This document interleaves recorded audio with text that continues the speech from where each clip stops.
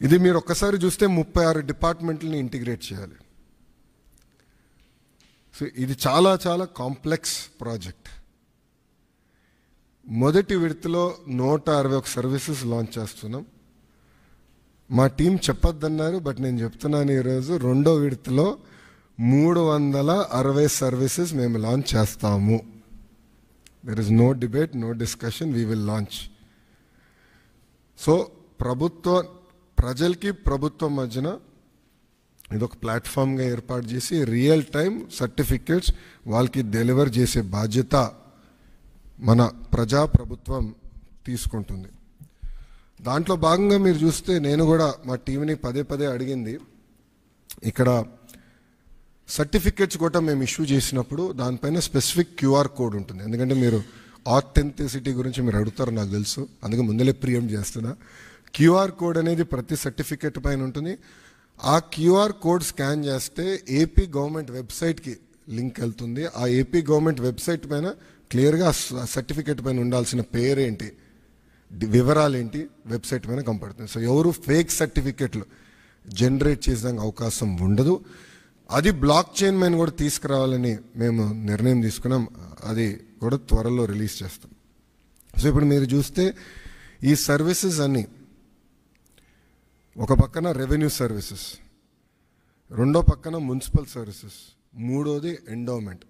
అంటే దేవాలయాల్లో కూడా టీటీడీ మినహా అన్ని దేవాలయాలు వచ్చినాయి. రెండో విడతలో టీటీడీ కూడా ఈ సర్వీసెస్లోకి వస్తుంది. దేవుడు ఆశీస్సులు ఉంటే ఈ సర్వీసులోకి వస్తుంది. అంతేకాకుండా ఇప్పుడు సెలెక్షన్ నంబర్కి వెళ్ళి సెలెక్షన్ ఉంటుంది, మీరు సెలెక్ట్ చేయాలి. నెక్స్ట్ ఫేజ్లో ఏఐ బాట్ మేము అమలు చేస్తాం.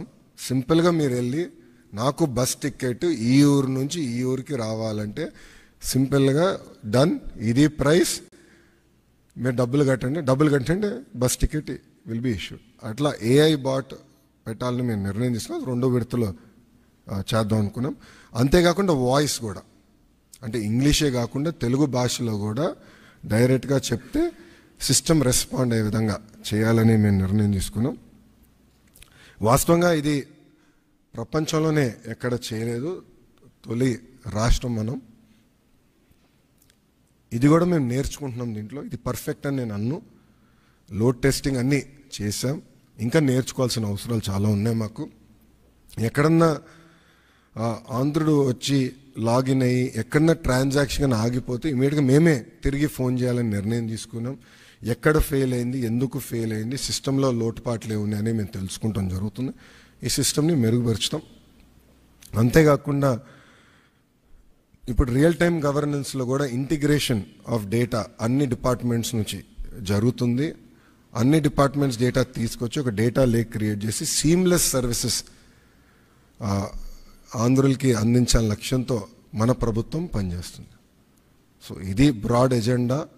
ఇది గత 3 నెలలుగా టీమ్స్ అహర్నిశలు కష్టపడ్డారు. గత 15 రోజులుగా స్ట్రెస్ టెస్టింగ్ కానివ్వండి అన్నీ చేస్తూ జరుగుతుంది. ఇంకా ఫైన్ ట్యూన్ చేయాలనేది నాకు ఇంకా అర్థమైంది. ఇదొక జర్నీ, ఇది డెస్టినేషన్ కానే కాదు.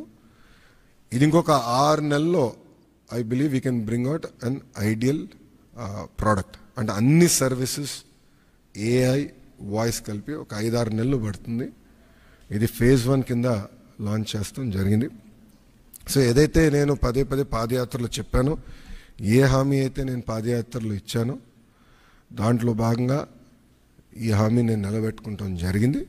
ముందు ఇది స్ట్రీమ్లైన్ చేస్తాం. ఆర్టీజీలో కూడా నేను భాస్కర్ గారు కూడా క్లియర్గా చెప్పాను, citizen is our centre of universe. Citizen services మనం డెలివర్ చేయాలి, అతనుకున్న పెయిన్ పాయింట్స్ అన్ని మనం రిజాల్వ్ చేయాలని పదే నేను భాస్కర్ గారు కూడా చెప్తాం జరిగింది. ఆ దిశగా మన ప్రభుత్వం ముందరికి వెళ్తుంది. ప్రజలే చూస్తారు వచ్చే 6 నెలలు, సంవత్సరం లోపల ఎంత మార్పు వస్తుందనేది ప్రజలే గమనిస్తారని